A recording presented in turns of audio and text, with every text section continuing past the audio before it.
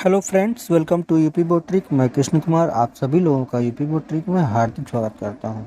Friends, आज हम बात करने वाले हैं क्लास 9th के राजीव प्रकाशन के मैथ्स के प्रश्नावली 1.1 को। तो कृपया मेरे चैनल पर बने रहिए इस वीडियो के अंत तक। मैं इस वीडियो में इन चारों प्रश्नों को हल करने वाला हूं, जो आपको बहुत आसान विधि से समझ में आ जाएगा।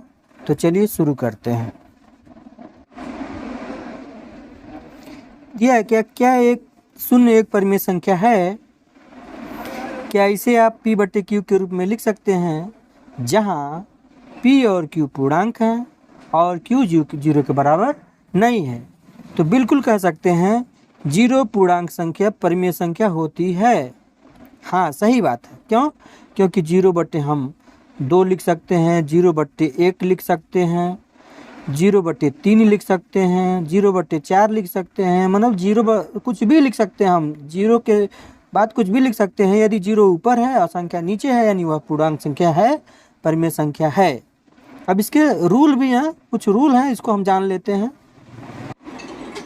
जैसे दो संख्याओं का योग या अंतर परिमेय संख्या होती है। जैसे देख लीजिए, कोई भी संख्या मान लीजिए 1/2 है और 1/2 इसमें हम जोड़ दें तो ये 2/2 होगा, यानी यह परिमेय होगा।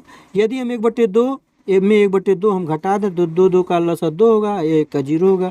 तो ये क्या हो गया? 0/2 यह परिमेय संख्या है। तो मुझे उम्मीद है कि आपको यह क्वेश्चन समझ में आ गया होगा। चलिए हम अगला क्वेश्चन देख लेते हैं। यहाँ पे कह रहा है कि जहाँ p और q पूर्णांक है और q 0 के बराबर नहीं है, अर्थात हम कह सकते हैं कि 0/2 हो सकता है, परंतु यानी p/q के रूप में हो सकता है, परंतु 2/0 परिमेय संख्या के रूप में नहीं हो सकता है। अर्थात हम p/q के स्थान पे यानी हम यह 0 नहीं लिख सकते हैं, अर्थात यह संभव नहीं है। अर्थात हम कह सकते हैं कि q 0 के संभव नहीं है। क्वेश्चन दूसरा में दिया है 3 और 4 के बीच 6 परिमेय संख्याएं ज्ञात कीजिए। तो इसके कुछ रूल हैं जिसको जानना बहुत जरूरी है। तो इसका सूत्र होता है दोनों संख्याओं का अंतर बटे बीच की कुल संख्या प्लस 1। अब दोनों का संख्याओं का अंतर देखा जाए तो 4 में से 3 निकालेंगे, कितना आएगा? 1 आएगा। और बीच की कुल संख्या, तो 3 और 4 के बीच हमको 6 संख्या ज्ञात करना था। 1 2 3 4 5 6। तो कुल संख्या कितना हो रहा है? बीच की संख्या 6 हो रहा है। 6 में 1 जोड़ देना है, तो 6 और 1 7, यानी 1/7। अब 1/7 जो है इसका अंतर आया।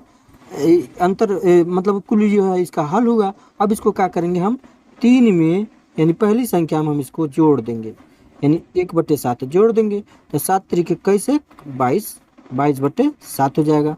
फिर 22/7 है तो 22/7 में हम 1/7 जोड़ देंगे तो हमारा जाएगा 23/7। इस तरह से हम लिख सकते हैं। यहाँ पे हमारा आंसर हो जाएगा 22/7, 23/7, 24/7, 25/7, 26/7, 27/7। ये हमारी संख्याएं हो जाएंगे। आइए इसको हम एक और क्वेश्चन लेकर के समझ लेते हैं। जैसे मान लीजिए 3 और 18 के बीच में 4 संख्याएं हमें ज्ञात करनी है। तो कैसे ज्ञात होगा? तो मैंने कहा कि दोनों संख्याओं का अंतर, तो 18 में से 3 निकालेंगे तो क्या आएगा? आपका 15 आएगा। 15 आएगा। अब कह रहा है नीचे कुल संख्या, तो कुल कितनी संख्या थी? 1 2 3 4 संख्या है। 4 में कह रहा है कि 1 जोड़ दीजिए, 1 जोड़ दीजिए, तो 15 हो जाएगा ऊपर और 4 1 5 हो जाएगा नीचे। तो 5 से 15 कट जाएगा तो कितना आएगा? 3 ही आएगा। तो 3 को 3 में जोड़ दीजिए, तो 3 को 3 में जोड़ेंगे तो कितना होगा? 6 होगा। 6 के 3 में जोड़ दिए 9 हो जाएगा। 9 को 3 में जोड़ दिए 12 हो जाएगा। 12 को 3 में जोड़ दीजिए 15 हो जाएगा। अब 15 को 3 में जोड़ेंगे तो क्या होगा? 18 होगा। तो क्या हो जाएगा? इससे यह पता चलता है कि ये बीच की परिमेय संख्या निकल सकती है इस सूत्र से। चलिए हम नेक्स्ट क्वेश्चन देख लेते हैं। अब यहाँ भी हम देख लेंगे दोनों संख्याओं का अंतर, मतलब हम कर लेंगे कि 3/5 और -4/5, ये दोनों का अंतर। अब बटे बीच की संख्या, तो बीच में 5 संख्या का रहा तो 5 हो जाएगा। और एक कह रहा था 1 लिख देंगे।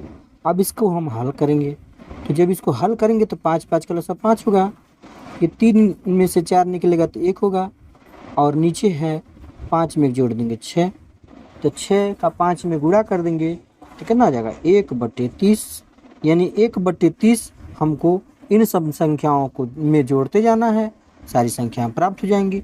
चलिए इसको जोड़ लेते हैं। इसको हम देखेंगे 3/5 में हम 1/30 जोड़ेंगे तो 5 से 5 30 का लसा 30 होगा, 5 से 30 6 करेगा, 6 3 18 हो जाएगा, और इसी में 1 जोड़ देंगे तो 6 3 18, 1 जोड़ देंगे 19, 19/30 होगा। फिर जो है हम 19/30 में फिर जोड़ेंगे 1/30, जोड़ लीजिए तो ये आपका हो जाएगा 30 30 का लसा 30, तो ये 19 और प्लस 1, तो 19 1 20, 20/30 हो जाएगा। इस तरह हम इसको क्रम में लिख सकते हैं,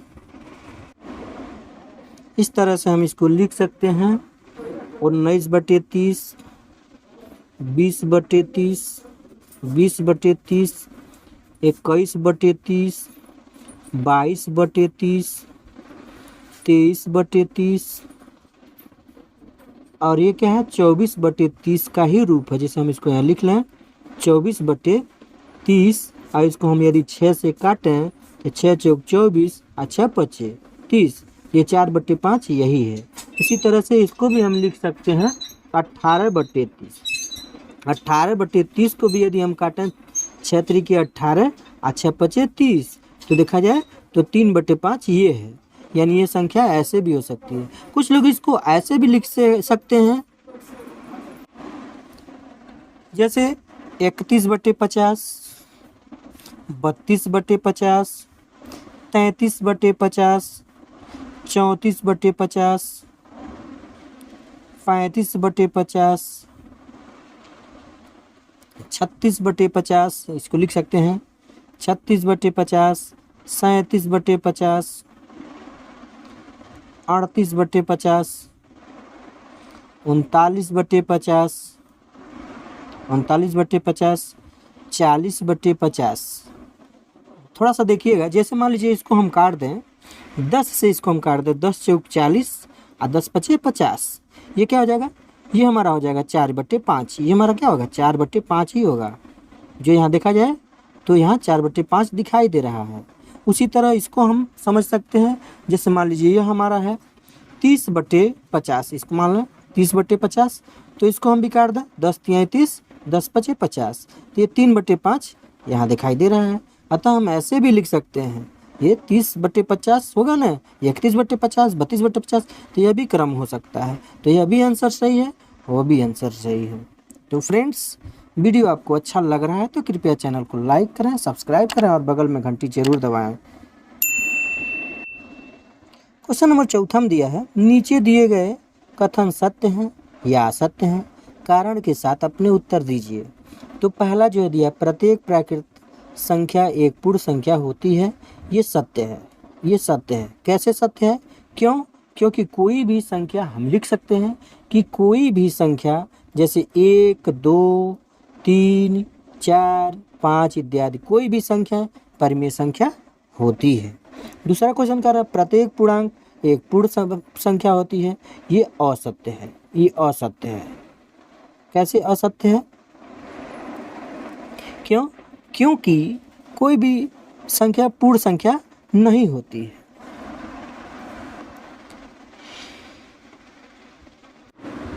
क्योंकि -1 -2 -3 -4 -5 कोई भी ऋणात्मक संख्या पूर्ण संख्या होती है।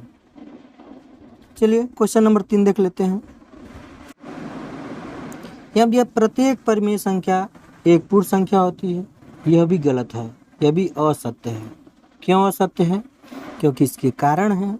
कारण ये है क्योंकि धनात्मक संख्याएं पूर्ण संख्या होती हैं, परंतु ऋणात्मक संख्या पूर्ण संख्या नहीं होती है। क्यों? क्योंकि हम 1/2 पूर्ण संख्या कह सकते हैं, लेकिन -1/2 है तो यह पूर्ण संख्या नहीं है।